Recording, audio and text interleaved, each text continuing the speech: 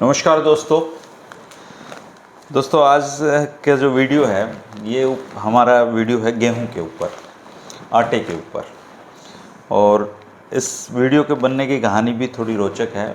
मुझे आटे की तलाश थी और मैं आटे की तलाश में एक पहुंच गया जिसका नाम था द सुनहरी हाउस, रोहतक में है ये। और जब मैंने वहाँ राहुल भाई से मुलाकात की तो तब पता चला कि मैंने कहा कि एमपी गेहूं का आटा चाहिए। तो उन्होंने कहा कि एमपी गेहूं का आटा तो हर जगह पे ही मिलता है, आपको कौन सी गेहूं का आटा चाहिए।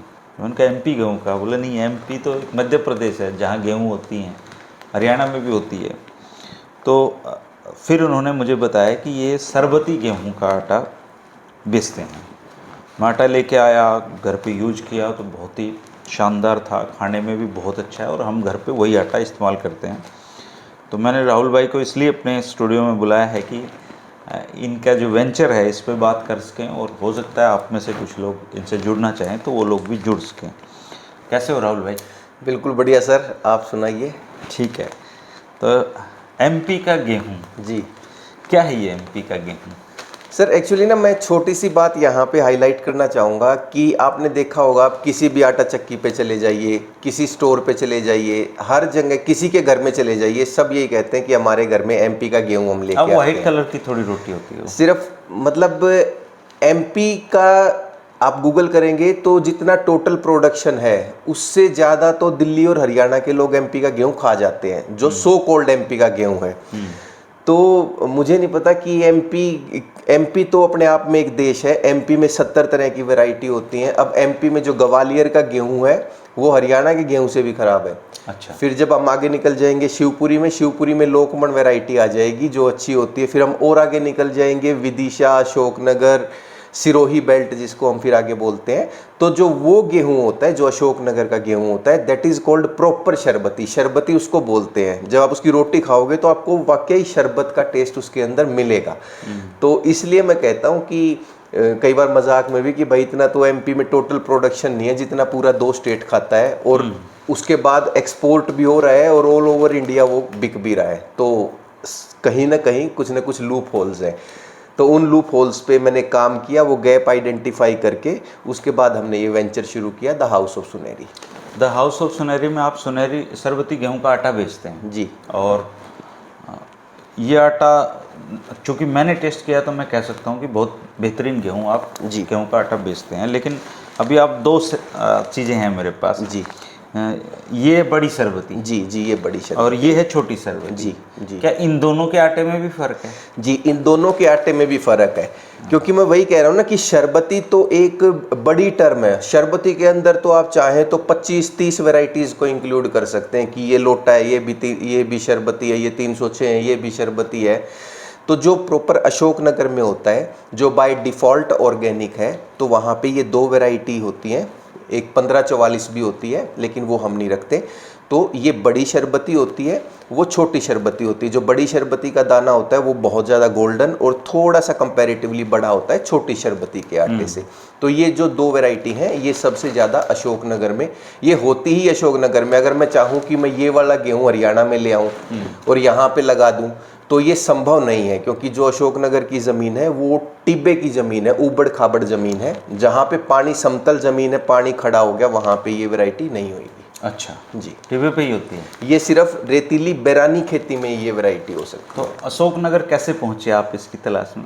सर मैं ना, वैसे तो मेरे से काफ़ी लोग पूछते हैं, क्यों मैंने तो पीएचडी करी है मैनेजमेंट में। तो जब मैंने पीएचडी करी तो मेरे गाइड से मेरी बात हुई, तो मैंने वैसे रैंडमली पूछा, मगर सर आफ्टर ऑल पीएचडी करके मैंने जैसे जेआरएफ भी क्वालिफाइड हूँ, तो ये था कि भाई अब असिस्टेंट प्रोफेसर लग जाना है। तो मैंने वैसे ही पूछा था सर से, मगर सर कि कोई मतलब आपने प्रैक्टिकल किया था जब आपने एमबीए करी, आपने भी नेट जेआरएफ किया?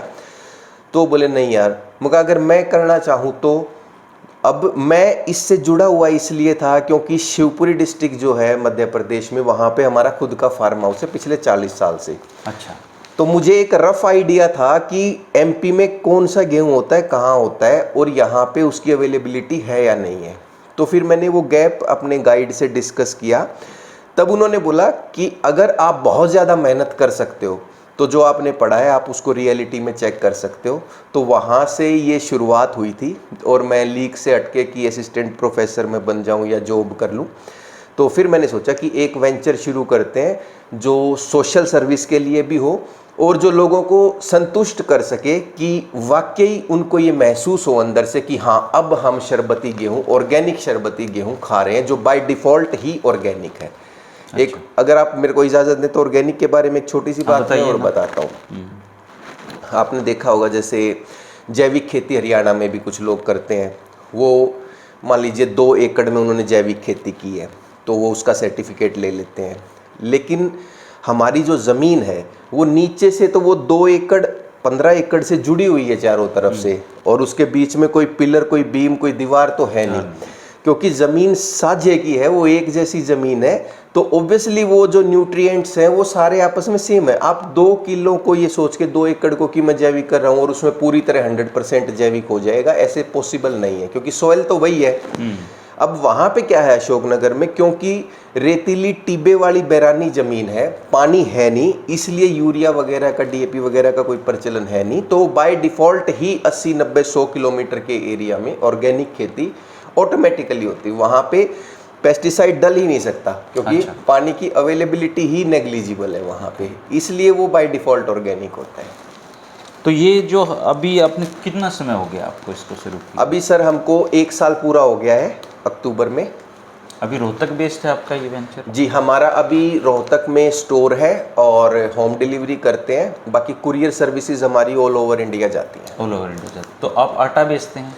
जी सर, हम शरबती आटा हमारा मेन है, फिर हम एक पीली सरसों खरीद कर उसको 3 RPM पे उसका मस्टर्ड ऑयल निकलवाते हैं, एक वो, और एक हमारा गुड़, शक्कर और खांड, ये चीज़ें हमारी 100% शुद्ध ऑर्गेनिक है। जिनका जैसे हम शक्कर गुड़ की बात करते हैं तो उसमें ऑर्गेनिक 2 तरीके से डिफ़ाइन लोग करते हैं आजकल, कि हमने ईख में तो पेस्टिसाइड वगैरह डाला है, खाद वगैरह डाली है, लेकिन उसके बाद जो प्रोसेसिंग हुई उसके अंदर हमने कुछ नहीं मिलाया। जो हम जिस कोल्लू से लेके आते हैं उनका ईख भी ऑर्गेनिक है, लगभग 170 एकड़ में उन्होंने ईख लगा रखा है, और उसके बाद जो प्रोसेसिंग है उसमें कोई सल्फ़र वगैरह कोई ऐड नहीं होता। और लोगों की जानकारी के लिए मैं छोटी सी बात है, कई बार जैसे मेरे पास भी कस्टमर आते हैं, वो बोलते हैं बोला जी आपकी खांड तो सफ़ेद कौन है, बोला इतनी सफ़ेद खांड आवा है। तो जो असली खांड होती है, देसी खांड, वो सफ़ेद होती नहीं है, क्योंकि खांड ऑटोमेटिकली बनती तो गन्ने से, गन्ने का रस पीला है, तो खांड सफ़ेद कैसे हो जाएगी? उसमें बेसिकली सल्फ़र मिला के उसको सफ़ेद कर दिया जाता है। तो ये छोटी सी जानकारी मुझे लगा हो सकता है मैं कोई दर्शक ना पता हो, तो खांड बिल्कुल सफ़ेद कभी नहीं होती, हल्का सा पीलापन होता है उसका। अच्छा, अभी आप खांड बेच रहे हैं, शक्कर बेच रहे हैं, गुड़ बेच रहे हैं? जी, मस्टर्ड ऑयल, पीली सरसों का मस्टर्ड और 3 RPM पे निकला हुआ जी, और शरबती गेहूं का आटा बेच रहे हैं। तो 5 प्रोडक्ट आपके हो गए हैं।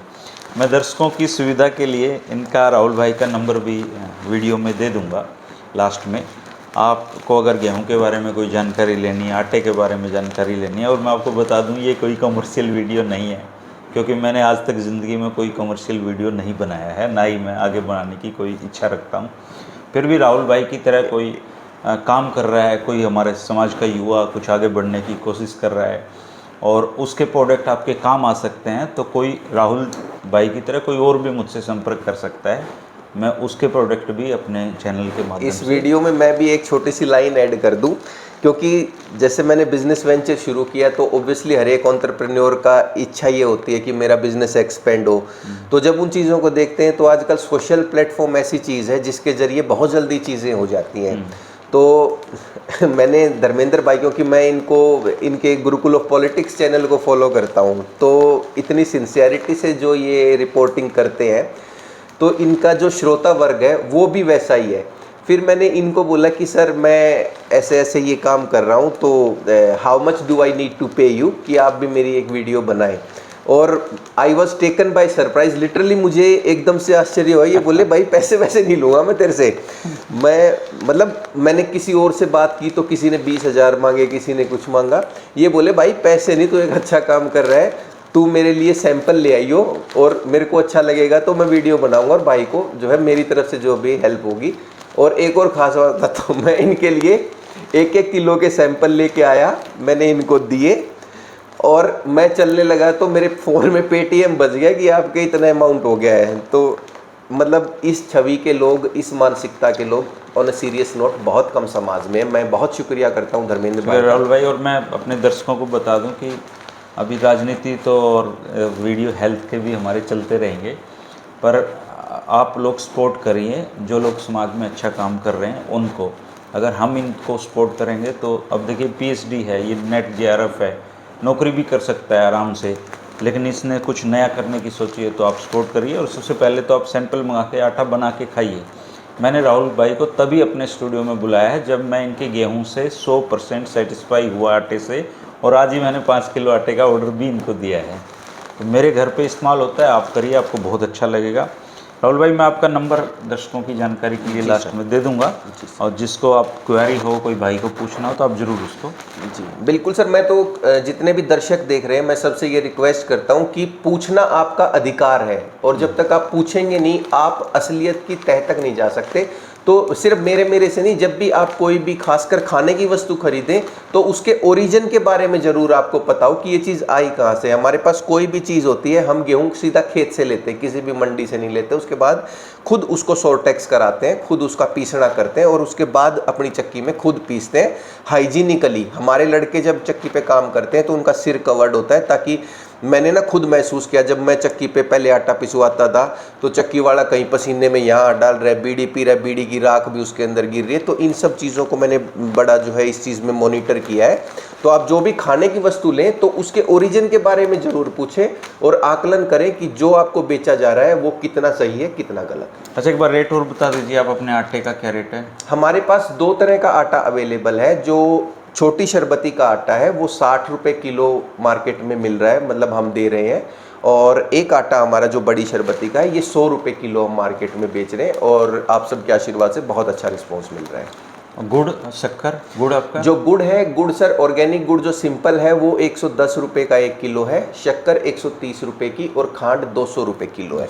एक हमारे पास स्पेशल गाजर का गुड़ भी हम बनवाते हैं, वो सिर्फ हमारे लिए बनाया जाता है, वो सिर्फ हमारे स्टोर पे मिलता है, वो 160 रुपये किलो है। उसके अंदर गाजर और घिया डाला जाता है ताकि जो शुगर पेशेंट है वो उनके लिए हेल्थ जो है बेनिफिट्स देता है। ओके, शुगर वालों के लिए गाजर का? जी, गाजर और घिया का गुड़। गाजर हो गया जी। तो दोस्तों आप मंगा सकते हैं राहुल भाई से और बात कर सकते हैं, मैं आपको नंबर दे दूंगा। शुक्रिया राहुल भाई, आपने थैंक यू सो मच गेहूं की जानकारी दी थी। ये छोटी है ना? जी, ये छोटी है जी, ये बड़ी है? ये बड़ी शरारती है। ठीक है, शुक्रिया, नमस्कार। Thank you sir.